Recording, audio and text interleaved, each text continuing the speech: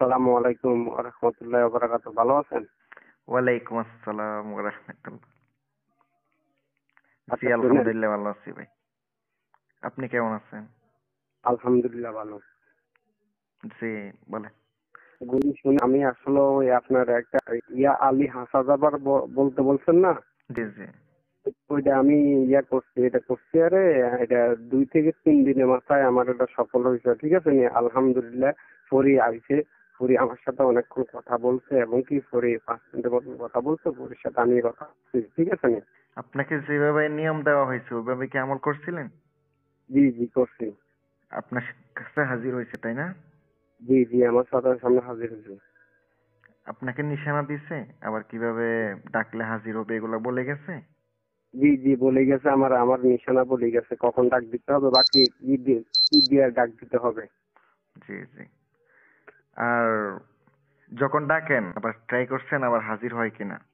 হ্যাঁ হ্যাঁ ট্রাই করছি, এখন তো হাজির হয়েছে, মানে ট্রাই করছি। উনি আমারও বলছে আবার কেন ডাক দিতে, আমি কিছু না, আমি আপনার তো নিশানা দিয়ে গেছেন, এখন আসলে কি সত্যি নিয়ে এলাম মানে আমি আপনারা আবার ডাক দিছে। ওনাকে আমি আমাকে সালামালকে দিছে, তারপর উনি আমাকে দিছে। জি জি আলহামদুলিল্লাহ। এখন হে যে কোনো কাজ করতে রাজি আছে ঠিক না? হ্যাঁ আছে আছে।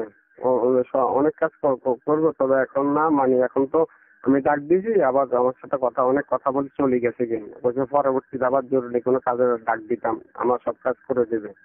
জি জি।